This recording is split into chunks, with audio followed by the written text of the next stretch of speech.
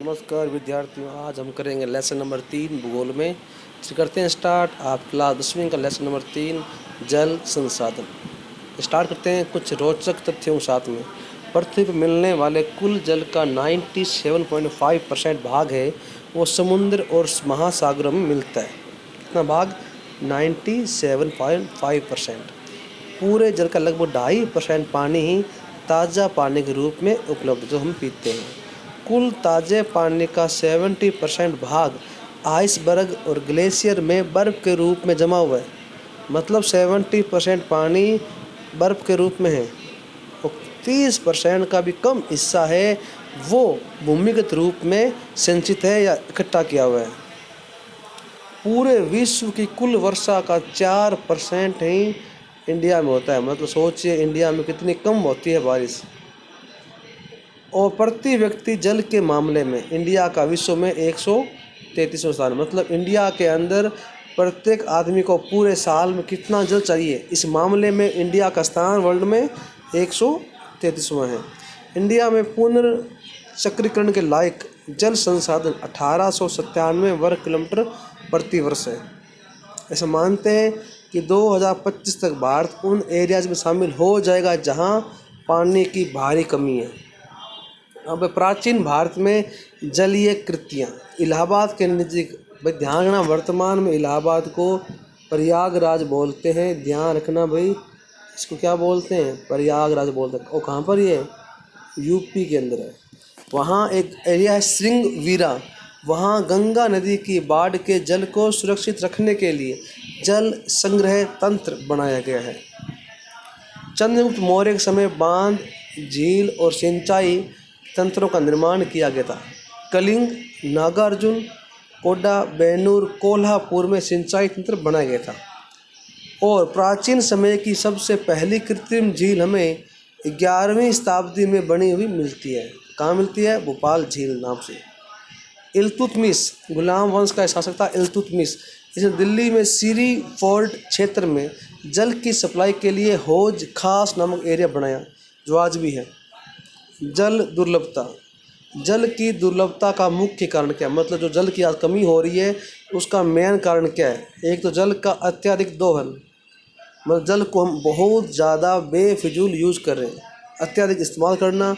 और अलग अलग एरियाज़ में जल की मात्रा कम या ज़्यादा होना, ये भी क्या है? जल की कमी का मुख्य कारण है। और जानते जल हमारे जीवन में बहुत ही महत्वपूर्ण है। हमारे दैनिक कार्यों के अलावा अधिकतर आर्थिक क्रियाएं भी जल पर टिकी हुई है। जनसंख्या बढ़ने के साथ साथ जल की मांग भी लगातार बढ़ रही है, लेकिन भूमिगत जल का प्राकृतिक तरीकों से रिचार्ज नहीं होता है। मतलब जितना पानी हम ज़मीन के अंदर से निकाल रहे हैं उतनी मात्रा में हम दोबारा से पानी ज़मीन के अंदर नहीं डाल रहे हैं। मतलब जो बरसात होती है उसका अधिकतर पानी वो यूं ही नालियों में या सड़कों पर बहता हुआ मिलता है, उसको हम दोबारा से भूमि के अंदर जाने से रोक रहे हैं, क्योंकि जगह जगह हमने कंक्रीट के मकान ही मकान बना दिए हैं। इससे क्या हो रहा है? पानी दोबारा से ज़मीन के अंदर जा नहीं पा रहा। हमारे जंगल लगातार कम हो रहे हैं। तेज़ी से होने वाले वनों के उन्मूलन के कारण भी भूमिगत जल के प्राकृतिक रिचार्ज में कमी हुई है।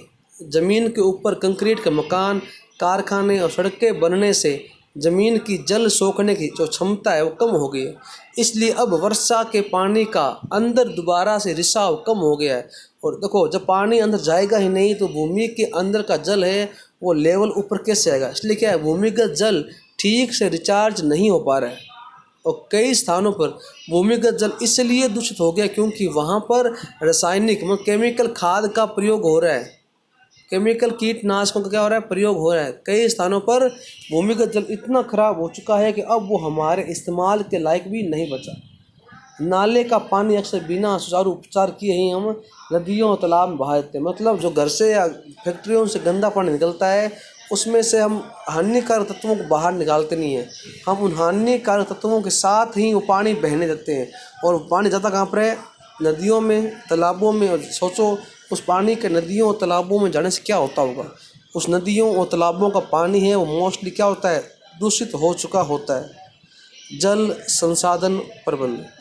भारत में सदियों से जल संसाधन के समुचित प्रबंधन के लिए अलग अलग संरचनाएं बनाई जाती है। सिंचाई प्रणाली तो मौर्य साम्राज्य से पहले ही बनने लगी थी। आधुनिक भारत में बहुत सारे बांध परियोजनाएं बने गई है। इसी तरह की परियोजनाएं कई राज्यों में भी चल रही है। ये परियोजनाएं हमारी कई प्रकार की आवश्यकताओं को पूरा करती है। ये पानी के बहाव को काबू करती है और बाढ़ को रोकती है। इन बांधों के पानी को नहरों के तंत्र द्वारा दूर दराज के गांवों में भेजते हैं ताकि उन गांवों में सिंचाई हो सके। इनसे पीने के पानी की आपूर्ति भी हो जाती है। लेकिन बड़े बांध बनाने के लिए हमें कई कई एकड़, मतलब देखो, जब कभी हमें बांध बनाना पड़ेगा तो उसके लिए हमें बहुत बड़ा एरिया है वो खाली करवाना पड़ता है, और बांध के बहाव क्षेत्र में आने वाला जमीन का एक हिस्सा पूरी तरीके से पानी में डूब जाता है और वहाँ पर रहने वाले लोगों को उनकी अपनी ज़मीन से ही बेदखल कर दिया जाता है। ज़मीन के जलमग्न होने से पर्यावरण में भीषण समस्या आती है, इसलिए कई लोगों ने बांध के खिलाफ आवाज़ उठानी शुरू कर दी। नर्मदा बचाओ आंदोलन भी एक ऐसा ही आंदोलन है।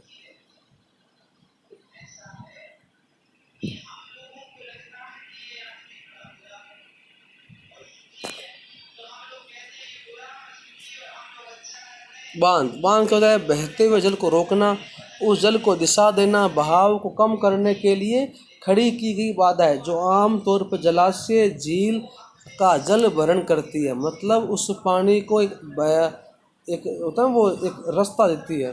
बांधों का वर्गीकरण उनकी संरचना और उद्देश्य और ऊंचाई के अनुसार किया जाता है। मतलब बांध भी कई प्रकार के होते हैं, उनको उनकी संरचना, उद्देश्य और साइज के हिसाब से बांटा गया है।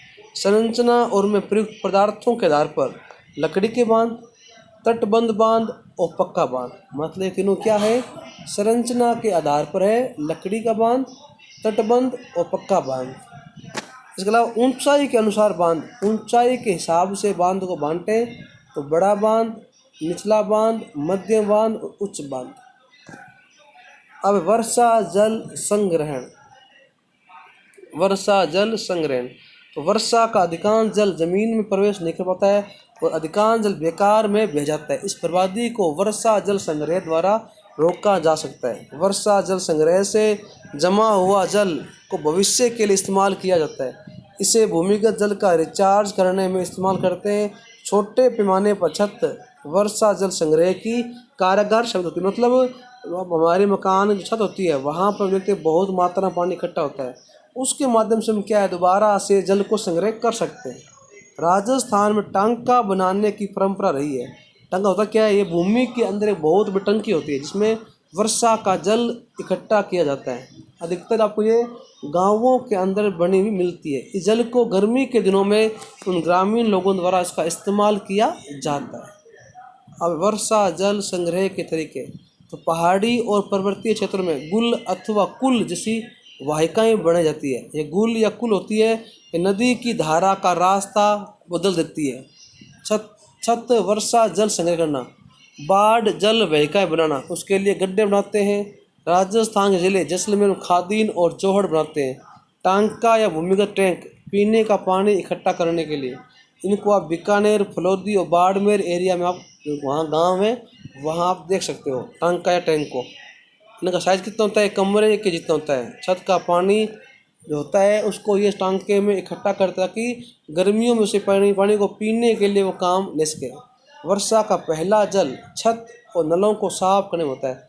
मतलब जब बरसात आती है सबसे पहली बार, तब वह उस पानी को इकट्ठा नहीं करते, क्योंकि उस पानी से क्या होता है, छत होती है वो धुल जाती है, मिट्टी वगैरह वो साफ़ हो जाती है और पाइप वगैरह वो साफ़ हो जाती है। इससे क्या है, गंदगी वो है वो पानी की वो टंकी में नहीं जाएगी। वर्षा के जल को पालर पानी कहते हैं। बहुत ही अच्छा फॉर्मूला है। पालर पानी किसे कहते हैं?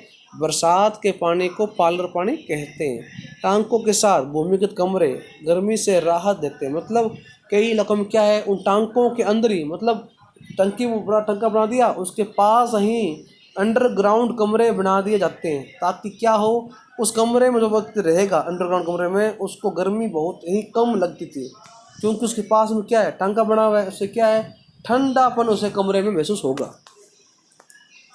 कुछ घरों में टांका आज भी मौजूद, क्योंकि नल के पानी को वो स्वाद नहीं मानते। एक उदाहरण दिया है, गंडायूर गांव में कोई वहाँ पर छत वर्षा मतलब बरसात होती है तो छत का पानी वो इकट्ठा करते हैं। अब कुछ महत्वपूर्ण शब्द हैं, बात करते हैं। बहुउद्देशीय परियोजना, नदियों पर बांध बनाकर एक बार में अनेक उद्देश्यों को पूरा करने का प्रयास ही बहुउद्देशीय परियोजना कहलाती है। बहुराष्ट्रीय कंपनियां, ऐसी कंपनियां जिनके उद्योग संस्थान एक से अधिक देशों में काम करते हैं तथा अनेक देशों में पूंजी का निवेश करते हैं और लाभ, मतलब ऐसी कंपनी जिनका काम सिर्फ एक ही कंट्रीज तक सीमित नहीं है, बल्कि इनका काम है वो कई कंट्रीज में फैला होता है और ये अलग अलग देशों में जाकर अपनी फैक्ट्रियां लगाते हैं और पूंजी लगाते हैं और अधिक से अधिक लाभ कमाते हैं। उन्हें बोलते हैं बहुराष्ट्रीय कंपनियां। बांस ड्रिप सिंचाई प्रणाली, नदियों व झरनों के जल को बांस के बने पाइपों से इकट्ठा करना और उसके माध्यम से सिंचाई करना बांस ड्रिप सिंचाई कहलाती है। और भाई विश्व में जल का आयतन 96.5% महासागरों में है और सिर्फ 2.5% पानी वो मीठा होता है।